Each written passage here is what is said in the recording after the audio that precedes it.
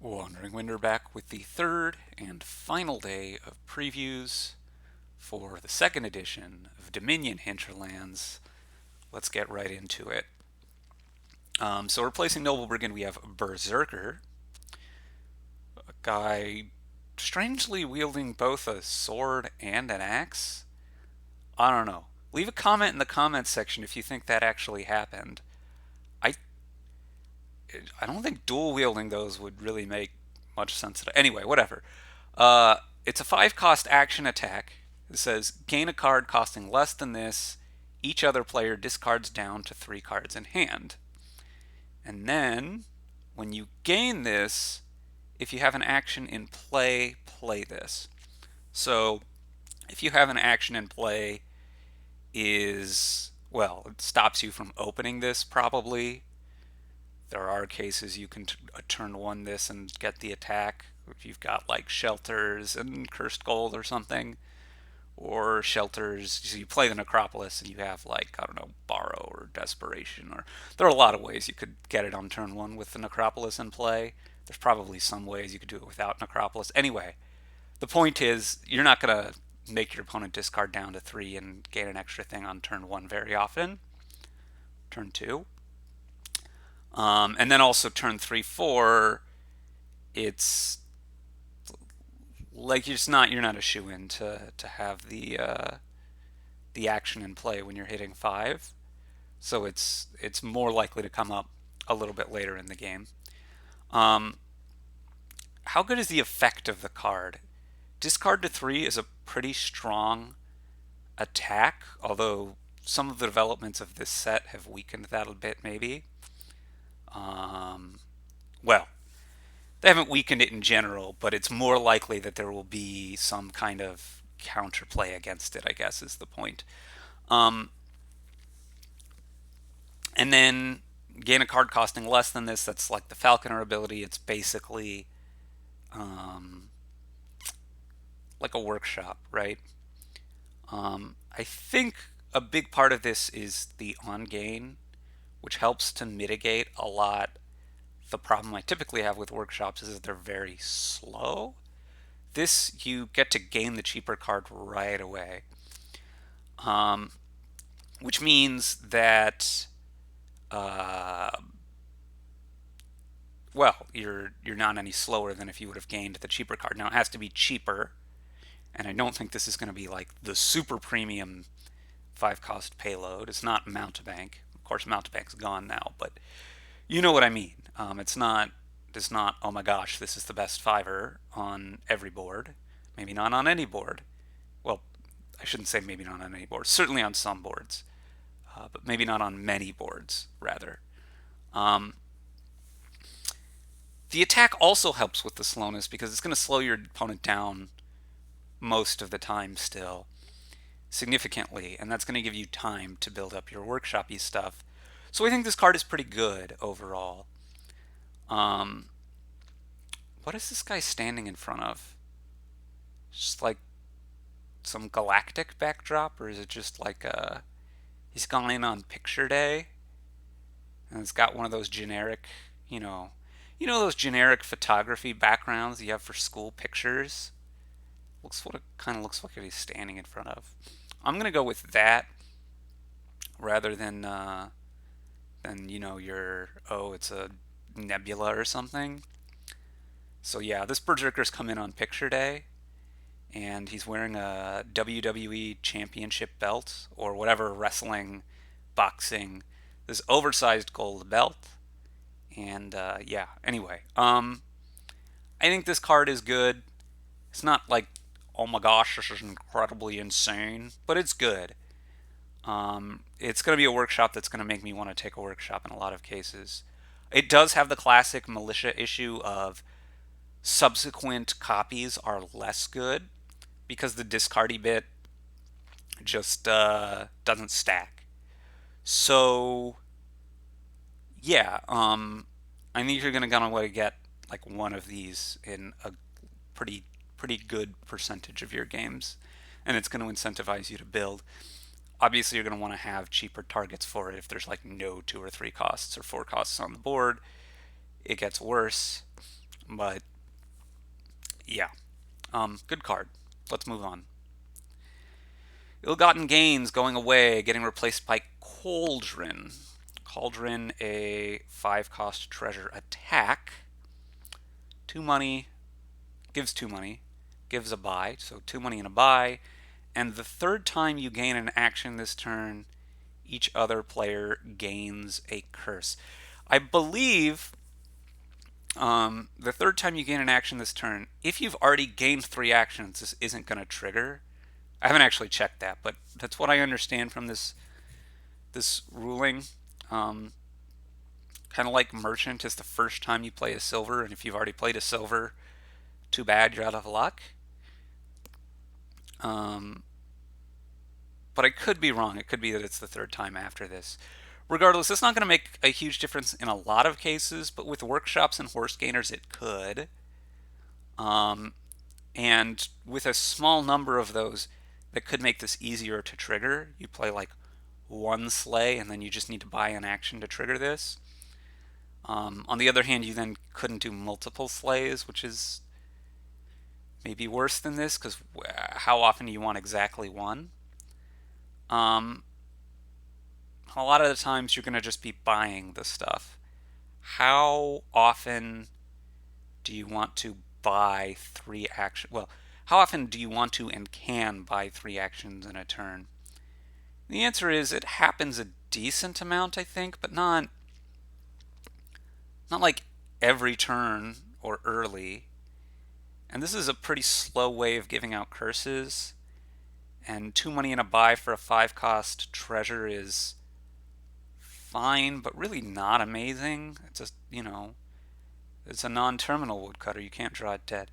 I think this card is okay, but it's pretty hard to make it an oppressive attack. Like you have to have quite a bit before you can actually get 3 actions in a turn. Your turns are pretty big before you're triggering this. Again, unless you have some other way of whatever. Watch some golden deck with like 3 to 5 of these, and then you stampede, and you redraw your deck and you stampede, and you just give out all the curses over a couple turns.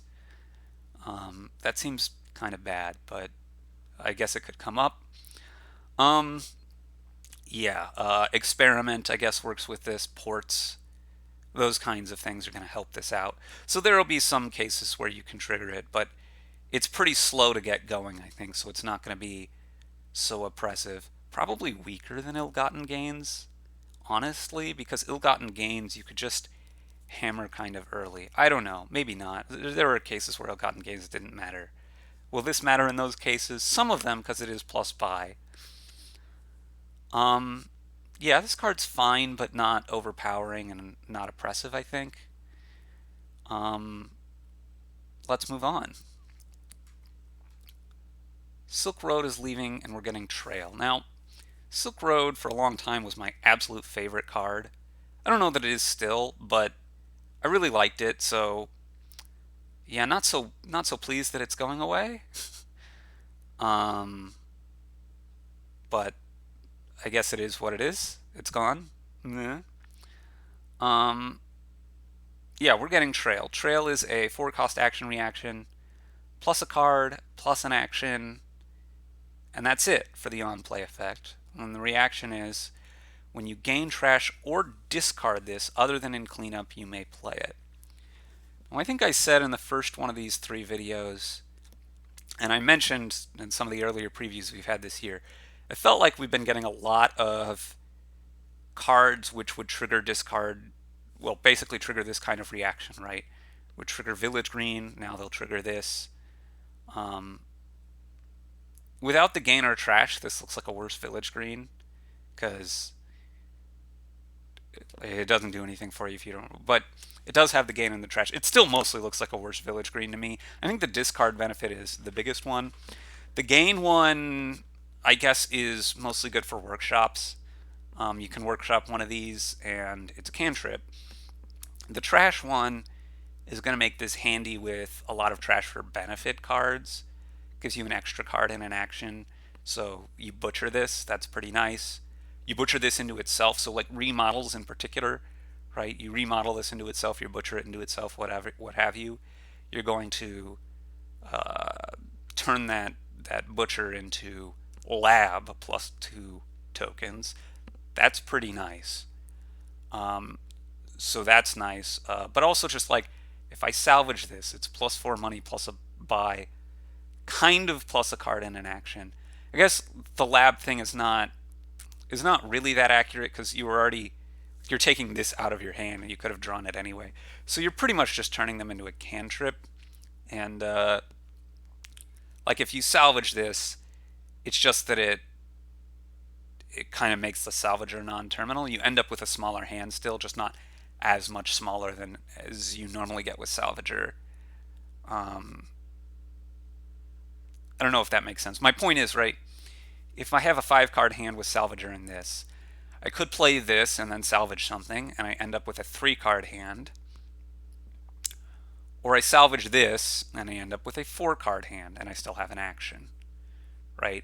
So it's mitigating somewhat the hand size reduction from the salvager, but it's not actually um, like actually drawing you cards. And the same thing with the remodel, right? You have a remodel in this, you play this, you remodel this, or you play this, you remodel another card, you have a 3 card hand. You're down 2 from your starting, however many before you started that sequence. Or if you remodel this into itself, you end up just with a 5 card hand, like they were both just cantrips, um, which is like fine, but you're not actually getting yourself ahead. It's not really a lab, right? It's just that you're mitigating the downside of the remodel a bit. So yeah, honestly, that makes this not actually that exciting with a lot of the trash for benefit then. It's food if you need food, and if you have like a workshop and a trash for benefit card together, you can cobble something maybe. And if you need something to remodel into a 6, this is going to be kind of like a rats in that case. It does something for you there on the chain from 0 2 4 6 8 whatever. Um, but I think the big thing is the discard benefits. Um, and yeah, I mean, like you warehouse, you discard a couple of these, a few of these. You've got yourself village action. You've got yourself um, actual card draw at that point, right? So I think that seems to be the main way to look for this. Just watch out that you don't trick yourself on um, spinning a bunch of wheels and not getting yourself ahead. If you warehouse and discard one of these, you're basically getting a bunch of selection and you're mitigating the downside of discarding with the warehouse. That's maybe okay already, but the assembling like remodel and a bunch of these is a bunch of wheel spinning if you didn't want the cards anyway. Now, what it's going to be useful is if you did want the cards anyway, then that synergy helps to smooth things out a bit more. But don't trick yourself into thinking, oh, there is a trash or benefit card on this board. I naturally just want this, right? Do you really want this? Or would something else be better, right? If you didn't want the trash for benefit anyway, then getting it and this, you're not getting yourself ahead. If you did want the trash for benefit anyway, maybe you want this, but maybe you still want some other card more, right? So just keep an eye out that you're not, oh, these cards synergize, that must be good. Well, it's fine, but it doesn't necessarily make it better than much, right? So yeah, that'll do it for these. Blah blah blah. Leave your comments, etc. etc. Yeah, I don't think I have too much more to say. So thanks for watching.